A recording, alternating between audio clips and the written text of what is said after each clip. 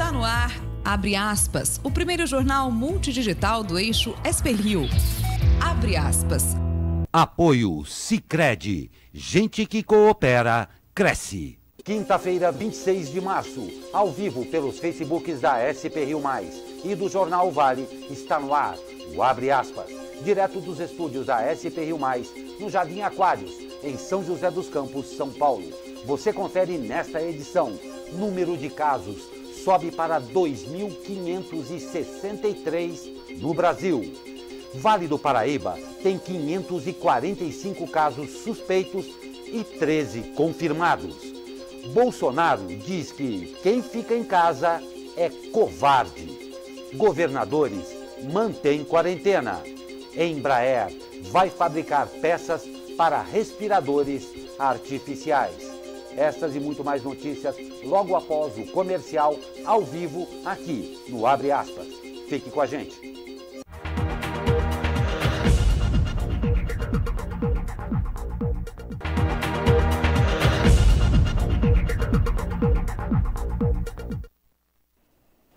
Olá, muito bom dia, 9 horas e 38 minutos. Estamos de volta ao vivo com o Abre Aspas desta quinta-feira, 26 de março. Comigo, o jornalista Douglas Cruz. Muito bom dia, Douglas. Muito bom dia, Glauco. Muito bom dia você que acompanha aí de casa pelas lives do Facebook do Jornal Vale e da SP-Rio+. Não tem dúvida, agradecemos a sua presença e já faço um convite aí. Hoje nós temos também uma edição muito especial. No segundo bloco nós teremos uma entrevista com a mestre em gerontologia social e coordenadora da Faculdade da Terceira Idade da Univap, a senhora Débora Guedes. Nós vamos falar aí sobre idosos em isolamento. E no terceiro bloco, entrevista com a advogada, doutora em saúde pública e especialista em direito médico da saúde, senhora Sandra Franco. Dois assuntos absolutamente relevantes e nós o convidamos a participar dessa entrevista, ok? E vamos às notícias de hoje. E Glauco, olha quem está no nosso estúdio também. Desculpe, Douglas. Hoje a gente também tem a presença da nossa comentarista. Perdão, mil perdões. Eu estou aqui no afã de começar rapidamente o jornal e temos hoje, claro, a nossa comentarista convidada Raquel Loyola, doutora em discurso e fonoaudióloga. Raquel, mil perdões. Imagina. Nós estamos aqui numa nova conformação com um novo estúdio aqui, acaba acontecendo isso. É porque eu estou distante, mas bom dia, Glauco, bom dia, Douglas, é um prazer estar aqui. Muito obrigado, Raquel. Agora sim, vamos às notícias. Ao menos 25 dos 27 governadores informaram que manterão as regras de isolamento, apesar das declarações do presidente Jair Bolsonaro. Apenas os governadores de Rondônia e Roraima não se manifestaram. Os governadores dos estados mais atingidos, Rio de Janeiro e São Paulo, mantiveram o isolamento e criticaram o posicionamento de Bolsonaro. O governador do Rio de Janeiro, Wilson Witzel, disse que irá continuar firme, seguindo as orientações médicas. Witzel reforçou o pedido para que a população fique em casa e anunciou cestas básicas para 1 milhão de famílias dentro do combate ao coronavírus. Em São Paulo, João Dória trocou acusações com o presidente Jair Bolsonaro durante videoconferência para discutir o combate ao coronavírus. Durante a reunião, Dória disse que Bolsonaro deveria dar exemplo de líder durante a crise e lamentou o pronunciamento em rede nacional, além de ameaçar ir à justiça se o governo federal confiscar respiradores mecânicos para doentes graves com Covid-19. Bolsonaro, na resposta, disse que Dória apoderou-se do seu nome para se eleger governador e que depois virou as costas, passando a atacar o governo federal. Pois é, Glauco, a gente vê um momento de união no país inteiro, né? Muitas pessoas se unindo contra a doença, é união que não chega aos governantes, né? A gente tem o maior estado do país, o estado com mais número de infectados em conflito direto com o presidente da República. Ontem a gente já comentou, né, que o discurso do presidente tinha sido incoerente, porque ele fez um discurso na televisão falando uma coisa, propondo que a população voltasse às ruas, que as crianças voltassem à escola, mas ele editou um decreto de calamidade pública que fala ao contrário, um decreto que prevê o fechamento, por exemplo, do comércio. Então, essa briga de egos aí só afeta a população. Acho que a Raquel pode falar um pouco melhor, que é uma doutora em análise de discurso, o discurso desses dois líderes, né, se a gente pode chamar disso. Pois é. Eu acho que o discurso do Bolsonaro, ele vai mostrando-se cada vez mais incoerente. Fica sempre esse, eu falo uma coisa, depois eu volto, retomo e falo de um outro jeito. O que tem gerado cada vez mais é uma insegurança por parte da população que não sabe quem ela acredita. Ela não sabe se acredita no Bolsonaro, no presidente da República, se acredita no ministro da Saúde, em todas as entidades de saúde do mundo inteiro, né? Ou se acredita nos próprios governadores. E essa insegurança faz com que não haja a própria coerência da população sobre o que deve ser feito. Eu acho que é um momento de instabilidade, é um momento que todo mundo precisava de apaziguar os ânimos e entender, a partir de um discurso bem coerente, bem consolidado, o que deveria ser feito para que a população ficasse tranquila para encarar realmente esse momento de tanto conflito, de tanta insegurança por parte de todo mundo. Perfeito, Raquel. E é um momento bem difícil para todos nós e tudo que nós não precisamos é mais uma confusão de picuinhas. Isso aqui é triste. E as secretarias estaduais de saúde divulgaram às 7 horas e 40 minutos de hoje 2.563 casos confirmados do novo coronavírus no Brasil, com 60 mortos. O Rio de Janeiro registra 8 mortos e São Paulo, o estado mais atingido, 48. Isso prova que não é uma gripezinha, né, Glauco? A gente já viu mortes aí de pessoas que estão fora do grupo de risco, que preocupa e mostra que a doença tem sim, está sim surtindo efeito na população. Não tem a menor dúvida. Isolado, o presidente Jair Bolsonaro fez uma série de postagens no Twitter na noite de ontem, renovando a defesa do fim do isolamento social abrangente a ser substituído por quarentena limitada a idosos e integrantes de grupos de risco, e manteve os ataques a quem critica essa posição de afrouxar as medidas de distanciamento. Utilizou termos fortes, salientados pelo uso em caixa alta de várias palavras, como quando escreveu que se aproveitar do medo das pessoas para fazer politicagem num momento como este é coisa de covarde. Bolsonaro não apontou nenhuma resposta para enfrentar os problemas que levantou, mas voltou a falar dos 40 milhões de trabalhadores autônomos que já sentem as consequências de um Brasil parado e das empresas que, sem produzir, não terão como pagar salários. Na contramão das postagens de Bolsonaro, o vice-presidente Hamilton Mourão enfatizou que a posição do governo para combater a pandemia é uma só e continua sendo o isolamento e distanciamento entre as pessoas. Em coletiva de imprensa, após reunião do Conselho Nacional da Amazônia Legal, órgão que preside, Mourão declarou que o presidente pode não ter se expressado da melhor forma em pronunciamento, quando criticou o confinamento orientado por autoridades. Mourão defendeu que a mudança do isolamento horizontal, envolvendo todas as pessoas, para o vertical, defendida por Bolsonaro, seja gradual após um período de 14 dias. Pois é, Glauco, a gente tem sim bons exemplos de isolamento vertical que vem de países como citado por Bolsonaro. Porém, como é feito esse isolamento vertical? É feito com as orientações da OMS, que é testagem em massa, testagem rápida. Então aqui no Brasil não adianta, por quê? Até agora nós não temos testes suficientes nem para os casos confirmados. A gente tem teste rápido apenas para os profissionais de saúde e para os casos graves. Então esse isolamento vertical poderia ser feito se a gente tivesse uma testagem em massa da população, ou seja, quem realmente sentir sintomas, ou os profissionais da saúde, ou o pessoal que está ligado diretamente com o atendimento ao público, como exemplo aconteceu na Coreia do Sul, é feito um teste rápido nessa pessoa.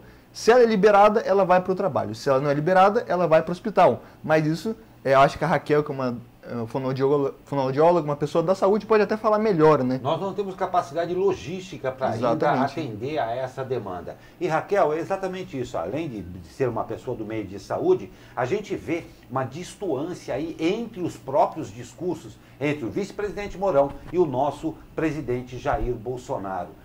Momento esquisito, né? Exato, exato. Como o Douglas bem disse, nós não temos esse preparo. Portanto, a gente deve seguir as recomendações, né, da Organização Mundial de Saúde e dos principais especialistas. E o que a gente tem notado é que acontece o discurso e depois tanto o vice-presidente quanto o próprio ministro da Saúde, eles tentam contemporizar, baixar um pouco a bola para tentar unificar novamente depois a posição aí para que a população se conscientize e continue fazendo essa quarentena que precisa ser, nesse momento, ela horizontal, vertical, as pessoas precisam ficar em casa porque não dá como isolar o idoso do contato com outras pessoas. Isso é o mais importante. Então a gente percebe que nós temos aí, novamente, um discurso que prioriza o caos, um discurso que é desumano, mas que a gente precisa de novo, voltar a atenção para o que o ministro da Saúde vai dizer, que você vai dizer na nossa próxima notícia aí. Não tem dúvida, e é isso mesmo. Em meio à crise causada pelo pronunciamento de Bolsonaro, o ministro da Saúde, Luiz Henrique Mandetta, disse que permanece no cargo e defendeu o posicionamento do presidente. Abre aspas. Eu vou deixar muito claro, eu saio daqui na hora que acharem que eu não devo trabalhar, que o presidente achar, porque foi ele que me nomeou. Ou se eu estiver doente, o que é possível. Ou no momento que eu achar que esse período todo de turbulência já tenha passado e que eu possa não ser mais útil. Nesse momento de crise, agora, eu vou trabalhar ao máximo, disse Mandetta. Mandetta defendeu a manutenção da atividade econômica no Brasil. Ele afirmou que essa é uma das preocupações do Comitê Interministerial que atua no enfrentamento da crise. O ministro citou a agropecuária como exemplo de ramo que precisa continuar ativo para evitar consequências em outros setores. Eu acho que a gente pode citar o Mandetta como um exemplo muito positivo dentro do governo, né? Ele tem se mostrado aí muito atuante. Ele já falou para a imprensa que ele tem dormido menos de 4 horas por dia, o que também o jornal Folha de São Paulo esses dias colocou retratos dele, como a fisionomia dele mudou com essa doença. Então a gente deseja aí melhoras para ele. Ele não está doente, mas melhoras para que ele possa combater, ser a nossa linha de frente aí do Brasil contra o coronavírus, né? Exato, ele está desgastado. E o que eu percebo é que as pessoas falam assim, depois que o presidente se pronuncia, eles falam, vamos aguardar agora o Mandetta. Vamos agora aguardar o que uma pessoa que é um pouco mais lúcida, que é técnico, né, nesse momento, que é médico, tenha a nos dizer para que assim, então, a gente acredite e faça o que ele está recomendando. No momento é um porto seguro. Exato. É o porto seguro para a opinião pública que já está desgastada com este volume enorme de informação. É verdade mesmo, os nossos melhores votos ao ministro Mandetta, contamos com o senhor. E o governador de Goiás, Ronaldo Caiado, rompeu com o presidente Jair Bolsonaro nesta quarta-feira e afirmou que não tem mais diálogo com esse homem, se referindo ao presidente. Caiado foi o responsável pela indicação de Luiz Henrique Mandetta para o Ministério da Saúde. Os dois são médicos formados pela mesma universidade. Caiado costumava brincar que Mandetta é seu calouro. Caiado disse à jornalista do Grupo Globo, Natuza Neri, que as recomendações do presidente não alcançarão o estado de Goiás e, se for preciso, recorrerá ao Supremo e ao Congresso Nacional. Ronaldo Caiado ainda afirmou que o ex-aliado não sabe nada de saúde. Pois é, uma perda considerável em termos políticos para o nosso presidente, né? Exatamente. Ele vai perdendo os aliados, mas acho que a posição dos governadores ela é muito clara e muito lógica. Eles precisam de assumir o controle. Se não tem uma pessoa central que consiga centralizar e unificar todas as informações, a gente vai percebendo que é necessário que, né, as pessoas locais, que são os governadores, assumam essa postura. E é o que a gente está vendo que está acontecendo. Felizmente, temos tido bons representantes aí para liderar essa população nos seus estados locais. Perfeito. E o presidente Jair Bolsonaro editou um decreto que torna as atividades religiosas parte da lista de atividades e serviços considerados essenciais em meio ao combate ao novo coronavírus. O decreto foi publicado no Diário Oficial da União nesta manhã e não precisa de aprovação pelo Congresso. Em fevereiro, Bolsonaro sancionou a lei que trata da quarentena durante a epidemia de coronavírus no Brasil. Na semana passada, o presidente alterou o texto da lei por meio de uma medida provisória, que estabeleceu que o presidente da República, ou seja, ele mesmo, tem o poder para definir o que é serviço público e atividade essencial em decreto. Ao ser considerado essencial, o serviço ou atividade fica autorizado a funcionar mesmo durante restrição ou quarentena. O funcionamento de atividades religiosas vinha sendo limitado pelas medidas tomadas pelas autoridades dos estados, como forma de evitar aglomerações e reduzir as possibilidades de contágio do vírus. O decreto desta quinta-feira também torna essenciais serviços como lotéricas, geração e transmissão de energia, produção de petróleo, atividades de pesquisa científica e laboratoriais e atividades médico-periciais, além das demais atividades que já haviam sendo mantidas desde a semana passada. Pois é, Glauco, a gente sabe que a fé é essencial no momento desse, mas a gente tem que se apegar a um exemplo ruim da Coreia do Sul. Na Coreia do Sul, cerca de 60% de todos os casos do país se deu em um culto religioso, onde os fiéis foram até a China disseminar seu evangelho e, ao voltar ao país, contrariaram as orientações e continuaram fazendo os cultos. Então, houve uma disseminação rápida. A CNBB, Confederação Nacional de Bispos do Brasil, informou à TV Globo hoje que, com essa mudança, ela considera mudança importante, mas que não vai realizar cultos, onde tem uma aglomeração de pessoas. Somente os cultos online e que os templos vão ficar abertos para que as pessoas possam individualmente manifestar a sua fé. Pois é, Raquel. Incoerente, né? Novamente incoerente, eu acho que mostra uma falta de amor ao próximo, porque se a gente está querendo que seja estimulado a questão espiritual, é importante que ela seja feita cada um da sua forma, com respeito às religiões, mas as aglomerações não são bem-vindas e o que esses locais fazem é justamente incentivar esses encontros com o maior número de pessoas. Então, felizmente, a gente está percebendo que as entidades elas estão indo contra os decretos do presidente da República pela falta de coerência que ele tem tido nesse momento tão crítico que nós estamos vivendo. Não tem dúvida, todas as informações estão à sua disposição, os exemplos estão à nossa frente, cabe nesse momento o estabelecimento de senso para que haja bom senso. É necessário isso daí, todo o respeito do mundo a todas as religiões e todas as manifestações espirituais. Reze o bom senso. É o tempo de tomar cuidado. Nós vamos dar um rápido comercial e já o convido mais uma vez, no próximo bloco, teremos a entrevista com a mestre em gerontologia social e coordenadora da Faculdade da Terceira Idade da Univap, Débora Guedes, para falar sobre os nossos idosos em isolamento. Fica aqui um convite rápido comercial, fique com a gente.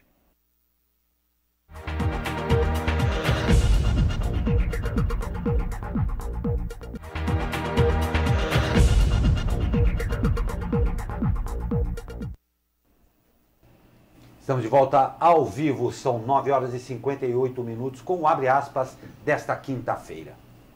E crescem os números de infectados no Vale do Paraíba e Litoral Norte.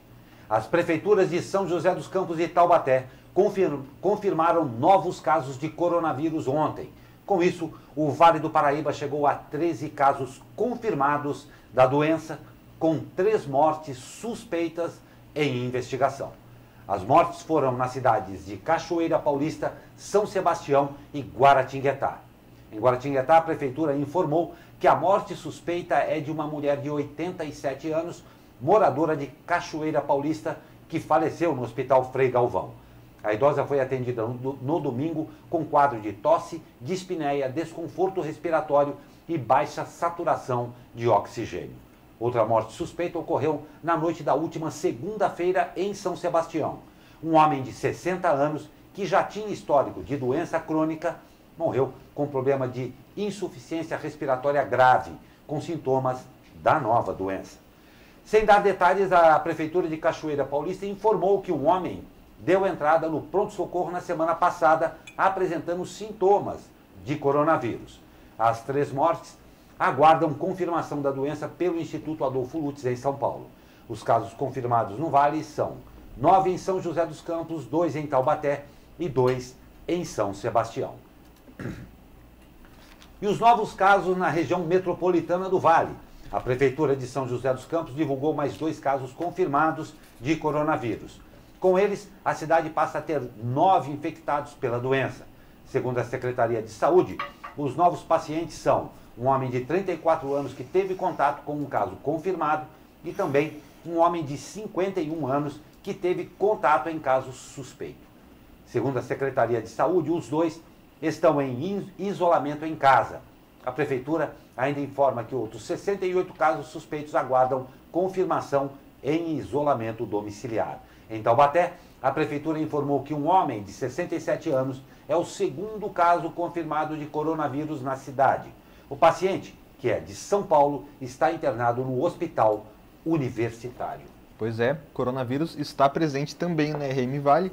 9 casos, isso coloca São José dos Campos aí entre as 30 cidades, é onde a doença está mais presente no país. Então a gente tem que ter ciência de sempre reforçar a nossa prevenção, lavando as mãos, passando álcool em gel, não tendo contato em locais com aglomerações. Essas são as recomendações, né, Glauco? Não tem a menor dúvida, pois é.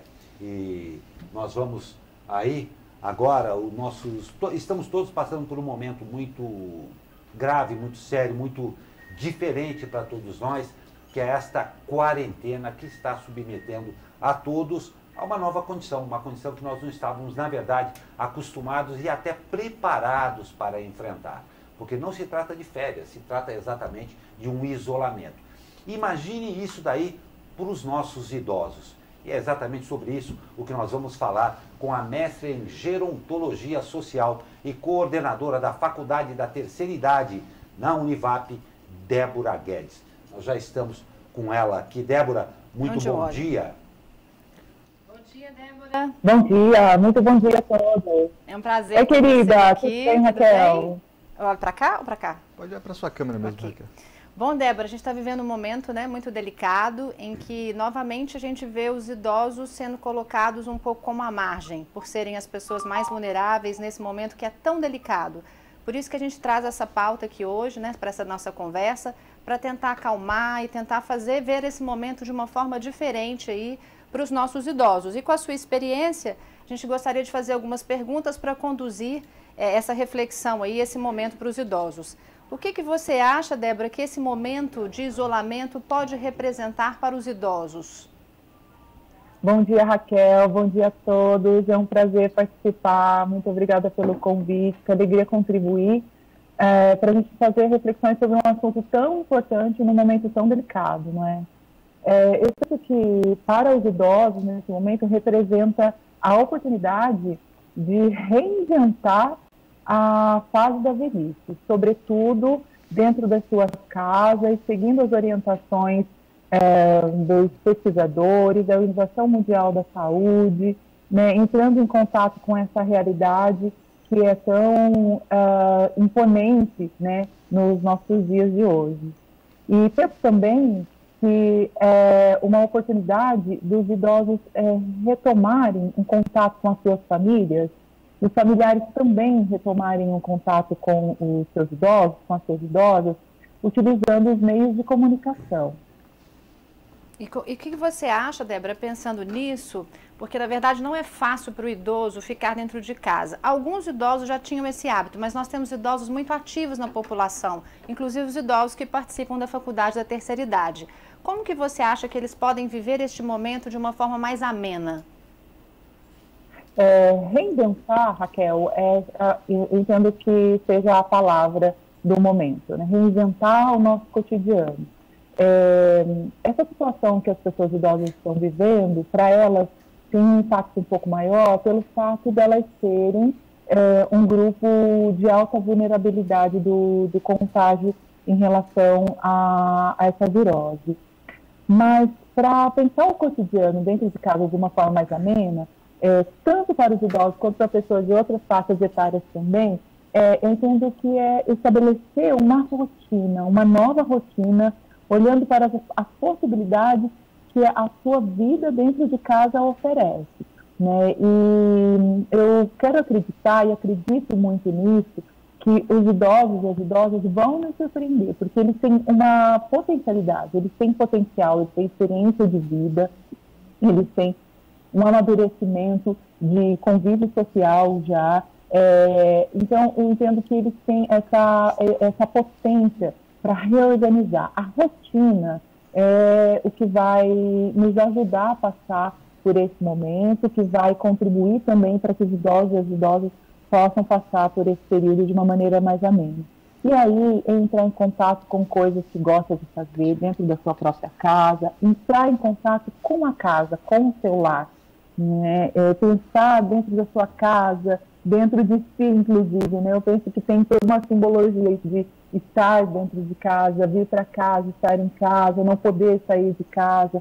Então, receber essa casa, né? Ir de encontro para essa casa. O que precisa ser organizado, que rotina pode ser feita dentro dessa casa. E planejar uma rotina para uma semana, repetir essa rotina. Então, acho que é muito importante a rotina, que os idosos e as idosas estabeleçam uma rotina e consigam seguir essa rotina tranquilamente, inclusive de movimentos físicos, né, de atividade física. O que a gerontogeriatria chama atenção? Para a cada 1 hora que o idoso e a idosa esteja sentado, que eles levantem e façam uma caminhada pela casa, pelo apartamento, pelo quintal, vai até a garagem e volta, durante pelo menos 15 minutos. Este movimento, esse período de movimentação física de pelo menos 15 minutos para cada 1 hora sentada, 1 hora parada, já é importante para poder restabelecer essa saúde. E quais são as maiores, Débora, preocupação que você enxerga neste momento de isolamento para o idoso? O que a gente deve se preocupar em relação ao idoso que está em casa sozinho? É realmente aqueles que têm uma predisposição a uma depressão, né, uma predisposição, uma condição de pânico. E aí, nesse sentido, a família tem um papel que é fundamental. Então, a saúde emocional do idoso e da idosa, e mais uma vez eu vou comparar a saúde emocional de todas as pessoas de outras faixas etárias que também estão vivenciando essa situação agora, porque é algo muito novo, muito diferente. Nós estamos vivenciando a situação e aprendendo com ela ao mesmo tempo, né? Então, é uma situação que se impõe, uma realidade que se impõe, e as saídas é experimentá-la e vivenciá-las. Para as pessoas idosas, uma situação que nos chama muita atenção é para aqueles que têm uma predisposição a uma depressão. Aí a família precisa ficar muito atenta, manter um contato constantemente, fazer um revezamento entre os familiares, fazer um contato por telefone, pelo WhatsApp. Tem aqueles que têm acesso e têm um bom manejo no Facebook, Instagram, mas o telefone ainda né, para a gente um mecanismo que a gente consegue, eu acho que a maioria das faixas etárias, a maioria das pessoas de todas as faixas etárias conseguem dominar bem. Então, fazer contato, dar uma atenção, conversar com esses idosos por telefone, né, é uma forma de dar atenção, ouvir, né, de prender um peito para ouvir os seus idosos e as suas idosas. Então, eu penso que a saúde emocional dos idosos que estão confinados, aqueles que já têm uma predisposição a uma certa depressão, é uma situação para a qual a gente deve ficar bastante atento. Ótimo, vamos ficar atentos então. E aproveitando, Débora, que você falou sobre essa questão dos contatos, a gente vai agora para a nossa última pergunta. Eu gostaria que você dissesse para a gente sobre o que o idoso deve fazer em relação à enxurrada de informações que nós temos recebido aí o tempo inteiro, pelas redes sociais, pelo Facebook, né, o WhatsApp e também pela mídia neste momento. O que você orienta para que, como idoso, lide com todas essas informações? Raquel, ficar 100% ligado na TV, recebendo essas informações, eu entendo que não é saudável para nenhuma faixa etária, muito menos para pessoas idosas. Ao mesmo tempo, eu vejo o idoso e a idosa como cidadãos e como cidadãs, como pessoas ativas e não passivas, e nós sempre defendemos o exercício da cidadania do idoso e da idosa, né? A inclusão, a participação, o reconhecimento desses sujeitos enquanto sujeitos ativos e não passivos. E agora chegou o momento dos idosos e das idosas exercerem o seu dever, né, no contexto do exercício da cidadania. Então, nesse sentido, obter informações é bom, não é ruim. E, inclusive, fazer o exercício de reflexão crítica sobre as informações que eles estão recebendo. Agora é o momento de a gente estabelecer uma rede de cuidado para os nossos idosos, para as nossas idosas, no sentido de que eles tenham, então, através do meio de comunicação, como esse que vocês estão oferecendo, por exemplo, que eles tenham instrumentos para fazer uma reflexão crítica acerca dessa realidade que a gente está inserido. Então, eu penso que ficar conectado 100% só recebendo as informações não é saudável para eles e para ninguém. Por um outro lado, ficar também totalmente alienado dos meios de comunicação não é positivo, porque é muito importante que eles tenham acesso a números, a dados, a situação do país, ao posicionamento de governantes, às orientações da Organização Mundial da Saúde, e dos pesquisadores e cientistas que são assim, profissionais supremos nesse momento, nesse trabalho, a situação de prevenção, de orientação, são eles que vão nos conduzir e estão nos conduzindo para que a gente tenha essa atitude. Então, o idoso precisa sim ser inserido nessas discussões e nesse aspecto os amigos próximos com quem eles têm contato via telefone, os familiares também podem oferecer um suporte para juntos fazer uma reflexão crítica, né? Pensar o idoso enquanto sujeito ativo e também responsável por todo esse processo. Maravilha, Débora, muito obrigada pela sua participação. Vamos continuar cuidando aí com muito carinho dos nossos idosos, incentivando para que eles busquem informações, mas em fontes seguras, como a SP Rio tem sempre buscado oferecer para vocês. E agradecemos e prosseguimos aí com o jornal. Obrigada mais uma vez, Débora. Tudo de bom para vocês. Muito obrigado. A mestre em Gerontologia Social e coordenadora da Faculdade da Terceira Idade da Univap, Débora Guedes, que conversou conosco a respeito desse assunto para lá de importante. Porque você não tendo, você conhece algum idoso que com certeza está precisando dessa sua presença. E pode ter certeza de uma coisa, em grande parte das vezes você vai se surpreender com a força de viver que tem esses idosos. Então não vamos deixá-los sozinhos nessa quarentena. Nós vamos para um rápido comercial, na volta a tempo, e ratifico o convite a você também, que no terceiro bloco teremos uma entrevista com a advogada, doutora em saúde pública e especialista em direito médico da saúde, Sandra Franco. Rápido comercial e já voltamos, fique com a gente.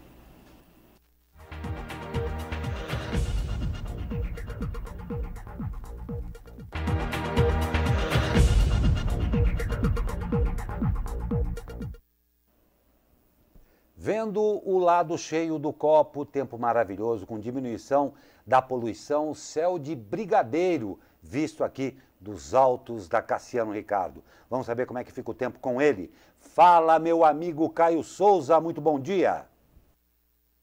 Fala, Glauco Turzi, muito bom dia. Nós não teremos mudanças significativas no tempo aqui na nossa região para essa quinta-feira. Uma massa de ar seco continua a influenciar as condições, por isso teremos novamente um dia de céu com poucas nuvens, bastante sol, sem chuva e umidade relativa do ar baixa no período da tarde, em torno de 40%. Por isso vale o lembrete de lembrar de beber bastante água. As temperaturas seguirão estáveis, com máxima de 28 graus no Vale do Paraíba, 29 no litoral, 27 na capital paulista e 25 na Serra da Mantiqueira. A tendência é que essas condições do tempo ainda permaneçam até pelo menos o final de semana. Caio Souza, direto da sala de operações do Tempo Vale, para o jornal Abre Aspas. Muito obrigado, Caio Souza. Um grande abraço a você e a todos aí do Tempo Vale. Cuidem-se também, tá bom? E como nós havíamos falado já, estamos aí no terceiro bloco com uma outra entrevista também da maior relevância. Nós vamos conversar daqui a pouquinho com a advogada, doutora em saúde pública e especialista em direito médico da saúde, Sandra Franco, sobre a respeito de um momento que acabou aí envolvido nessa crise toda, que é a telemedicina. Quem conduz a entrevista é Raquel Loyola. Bom dia, Sandra. Seja muito bem-vinda. Bom dia, Raquel, bom dia a todos. Confesso que você, vai falar de um assunto de extrema relevância, inclusive para mim, que sou fonoaudióloga e estou precisando aí neste momento, de saber um pouquinho mais sobre as regulamentações ligadas à telemedicina. O que você tem a dizer para a gente sobre isso neste momento tão delicado, Sandra? Bom, nós tivemos um avanço enorme para a telemedicina, porque não sei qual é o conhecimento de todos a respeito da legislação, mas nós tivemos no ano de 2018 um grande passo do CFM autorizando, a telemedicina na verdade está regulamentada pelo CFM, vou falar especificamente desse conselho, embora você, por exemplo, seja de outro, mas nesse conselho desde 2002. No entanto, muita coisa mudou desde 2002, Sequer nós tínhamos um smartphone como temos hoje, com tanta tecnologia envolvida num aparelho só. E desde então, e até 2018, estávamos aí com um gap de regulamentação ética e temos um gap jurídico. Em 2018 foi publicada uma resolução que trazia inclusive a teleconsulta, mas que foi no mesmo mês da publicação revogada, em razão de os médicos entenderem que a teleconsulta poderia trazer mais problemas do que soluções. E para surpresa de todo mundo, e acho que de forma muito bem-vinda, não foi bem o CFM que regulamentou a telemedicina nesse sentido de possibilitar a interação entre médico e paciente por meio de uma tecnologia e de forma direta, mas foi o Ministério da Saúde a partir desse estado em que vivemos de emergência em saúde pública. Então, a partir do dia 20, nós passamos a ter a teleconsulta autorizada, não só para aqueles pacientes que apresentam sintomas relacionados ao Covid ou uma síndrome gripal, mas em todas as especialidades. Então, é um grande avanço para nós, que já estamos bem atrasados em relação a outros países mais envolvidos, e um país que necessita da telemedicina, por ser um país de dimensões continentais, com diferenças estruturais muito grandes, com uma concentração de excelentes médicos em alguns núcleos, e da total ausência de especialistas em tantos outros, Doutor, eu sei que você está muito requisitada aqui, então eu vou chegar na pergunta que eu acho que o nosso ouvinte, nosso internauta, nosso público mais quer saber. Para o paciente, o que muda, Como é feita essa cobrança? O que pode ser feito? O contato vai ser via WhatsApp, via Skype, como a gente. Para o paciente, o que muda com essa nova resolução? Bom, o médico não está obrigado a fazer uma teleconsulta, como o paciente não está obrigado a aceitar uma teleconsulta. O que, na verdade, nós temos aí é mais uma opção. E nesse momento, em que é preconizado o isolamento social, é uma excelente opção. E quantos pacientes não buscam pelo próprio WhatsApp os seus médicos? Isso sempre aconteceu, ou mesmo pediatras que recebem sempre ligações de mães que estão lá preocupadas com o filho e não sabem se devem levar para um pronto atendimento ou se não devem. Só que agora é uma situação emergencial. Então, o que o paciente tem de fazer? Primeiro, verificar se o seu médico está fazendo esse tipo de atendimento à distância. Cada médico, na verdade, vai achar o seu processo. Como é que ele vai fazer esse atendimento? Pode ser pelo WhatsApp, sim. Pode ser por outras plataformas. Existem plataformas de telemedicina, oficialmente e de forma regulamentar, que já estão estruturadas.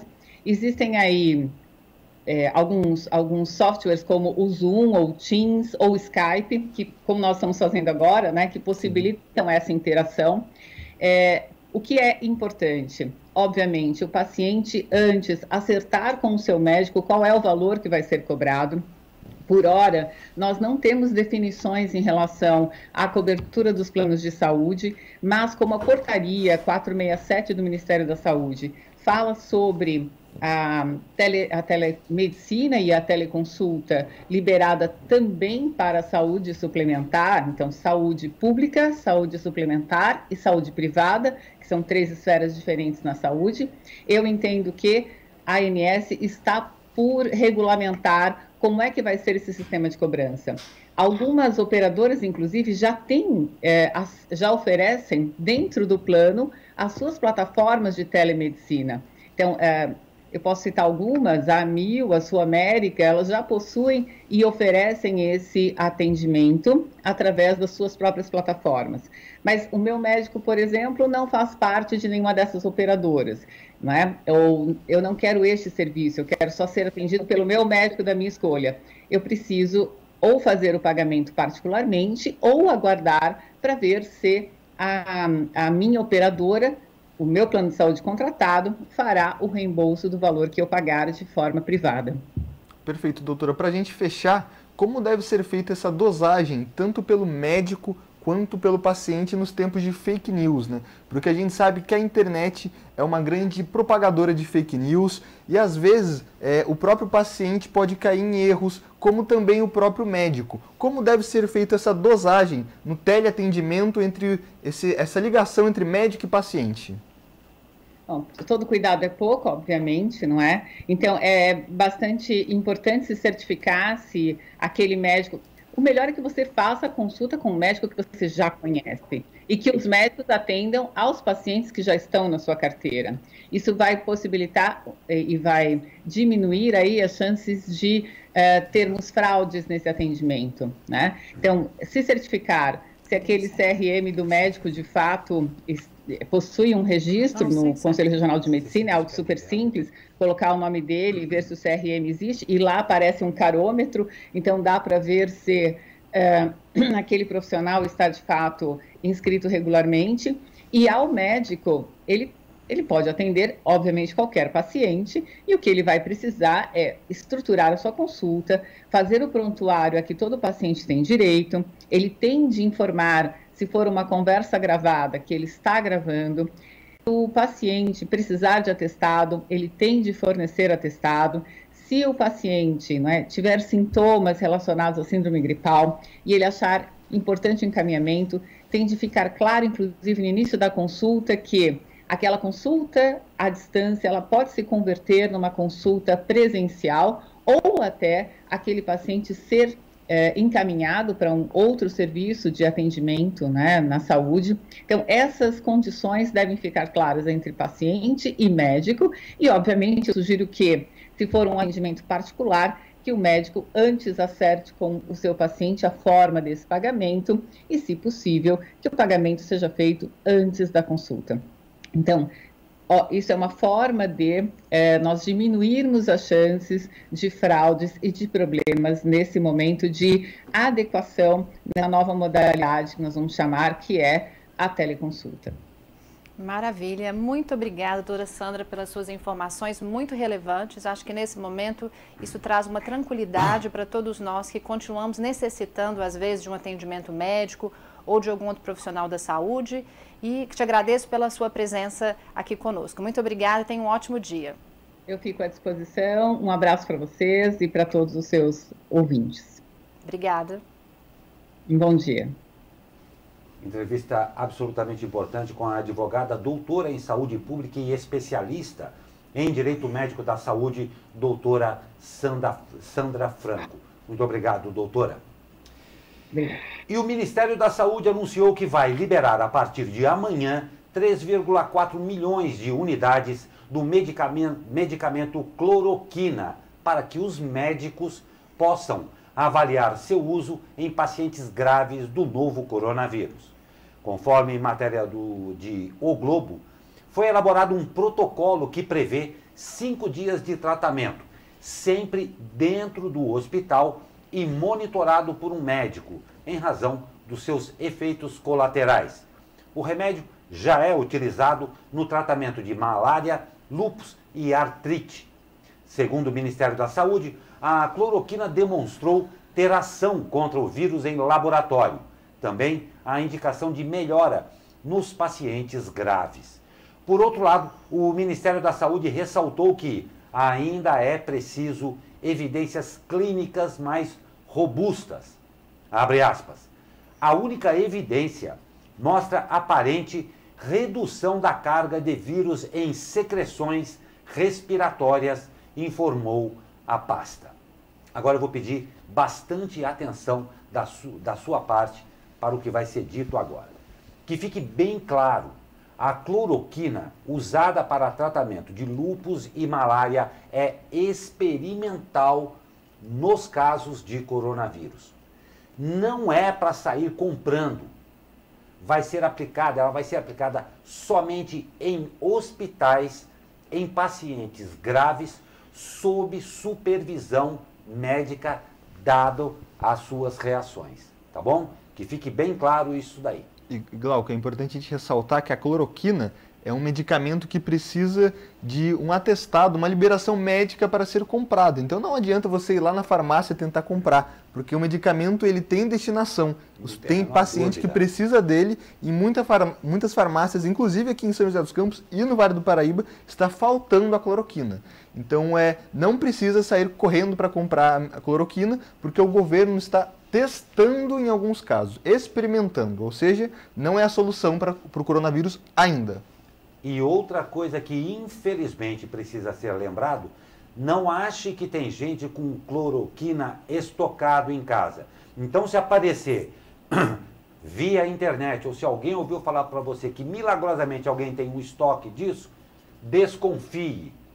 Desconfie. Porque é importante a gente frisar que se você, em alguns casos, se as pessoas usarem a cloroquina sem orientação médica, pode levar à morte. Então você pode achar aí que você está se prevenindo contra o coronavírus, você pode estar causando problemas muito maiores para a sua saúde.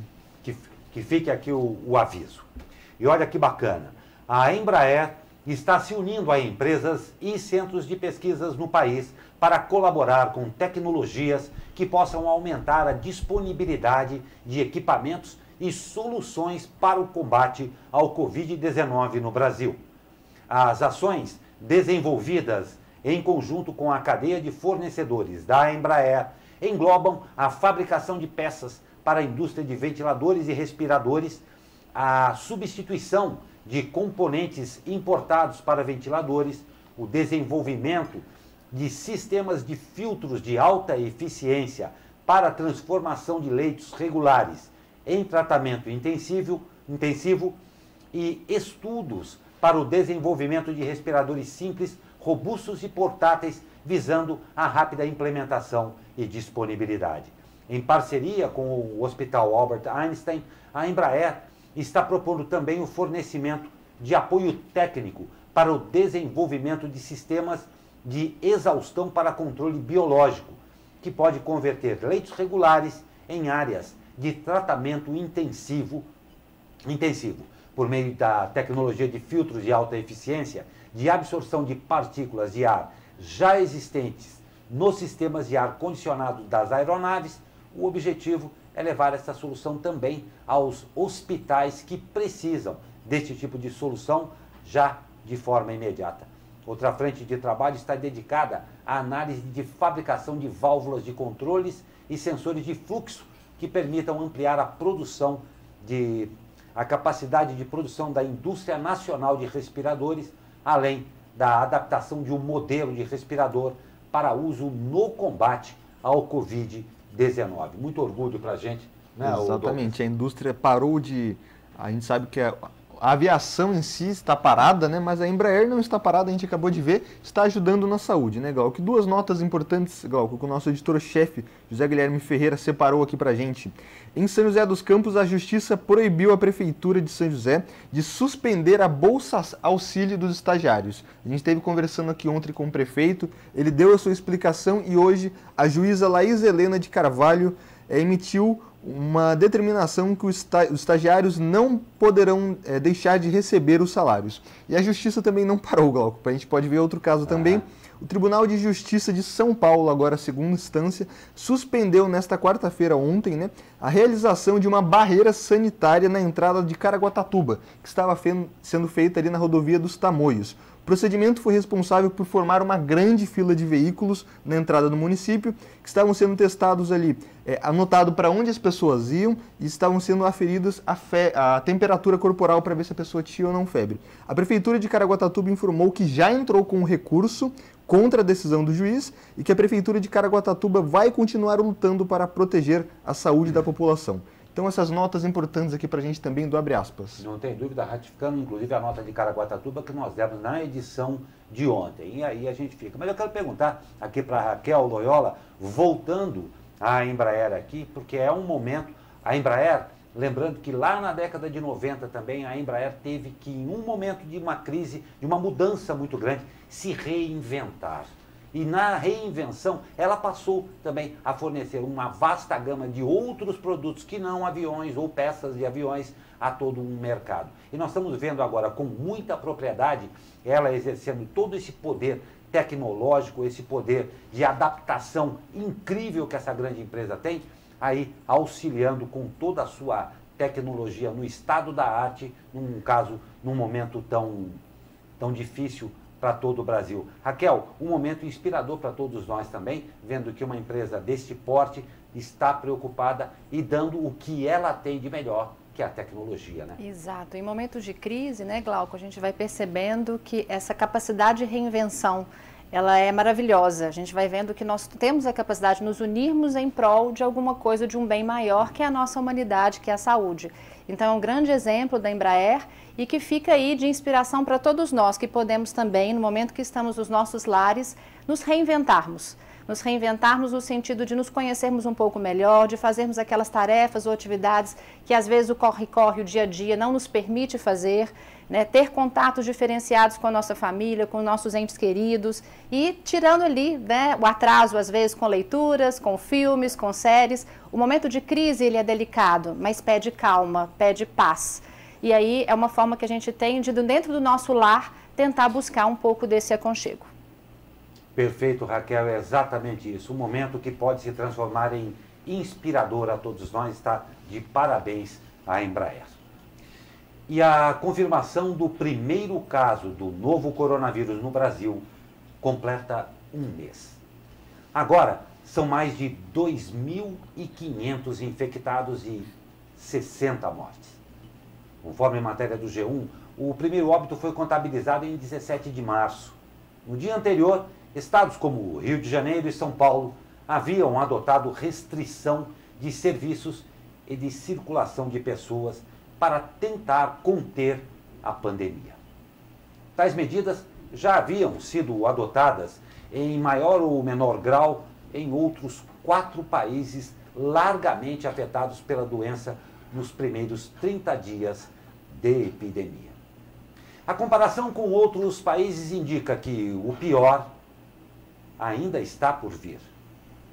Criticados por Bolsonaro, governadores vão manter o isolamento social, medida fundamental para reduzir o ritmo de infecções. Pois é, Glauco. Muita gente estava compartilhando informações ontem nas redes sociais que a gripe que a gente teve em 2009, o HN1, a gripe suína, né, que assustou muita gente no mundo, era muito pior que o coronavírus. Mas isso é fake news, o Grupo Globo desmentiu essa notícia porque essa fake news mostrava números gerais. O começo do coronavírus no Brasil é pior do que o começo da gripe H1N1. Ou seja, é muito preocupante sim, a gente tem que se preocupar.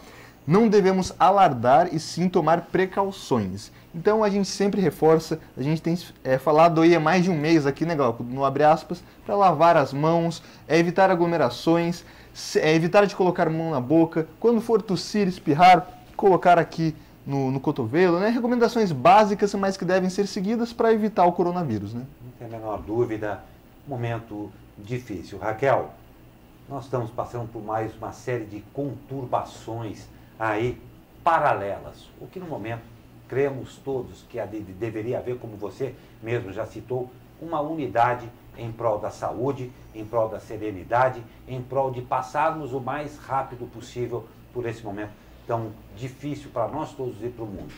E hoje nós tivemos 2 entrevistas aqui que disseram bem isso, né? O cuidado é impreterível, né? Exato. Eu acho que é o momento de nós unirmos enquanto brasileiros, cada um fazendo a sua parte, e o que cada um pode fazer é justamente isso. As medidas todas de precaução que já foram comentadas pelos diversos órgãos, pelos diversos canais de informação, e ficar em casa. Eu acho que nós precisamos de manter essa quarentena em prol da gente, em prol das pessoas que são mais vulneráveis. Eu acho que fazendo dessa forma, a gente está evitando que essa curva tende a se aumentar. Nós estamos entrando aí nos próximos dias num período muito crítico e a gente já viu pela experiência de outros países que isso pode aumentar se a gente não fizer a nossa parte. Então vamos levar isso a sério, vamos seguir todas as recomendações e tentando encarar este momento não com alarde. É claro que é um momento de muita tensão, é um momento de uma doença que ela é grave para um grupo específico, embora ela possa acometer todas as pessoas, mas é o momento da gente repensar, da gente fazer um exame de consciência, tentar olhar para dentro de si. Talvez esse fique em casa signifique justamente isso, fique em casa, fique com você, né? Reveja um pouco das suas ações e das suas condutas. Eu acho que a gente pode sair disso tudo de um jeito muito melhor. Apesar da gente estar preocupado com a questão da economia, isso também pode ser revisto. O que não pode ser revisto são a saúde e a vida das pessoas. Perfeito, Raquel, muito obrigado. Eu agradeço a sua presença nessa edição do Abre Aspas desta quinta-feira. Também contamos com o jornalista Douglas Cruz. Muito obrigado, Douglas. Muito obrigado, Glauco. Hoje eu não consegui ler, pessoal, desculpa. Peço desculpa para o pessoal de casa, estava um jornal muito corrido, mas a gente teve sim participações. A Joicinha, a Maria Salete, a Eugênia Minicucci, deixa eu pegar aqui o nome. A Adriana Beck, que agradeceu a Débora Guedes pelas dicas na entrevista. A Regina Vintage e o Júlio Razek. Muitas participações aqui. Obrigado por quem participou do Jornal Abre Aspas ao vivo aqui com a gente. Não tem dúvida, nós agradecemos demais a sua participação, claro, e a sua audiência. E lembrando uma coisa, conte com a SP Rio+. Nós estamos aqui também num frenesi, trabalhando, cumprindo o nosso dever de fonte de informação confiável a você. Conte conosco e amanhã estamos de volta com mais um Abre Aspas. Ótimo dia para você, ótima quarentena e até amanhã. Beleza.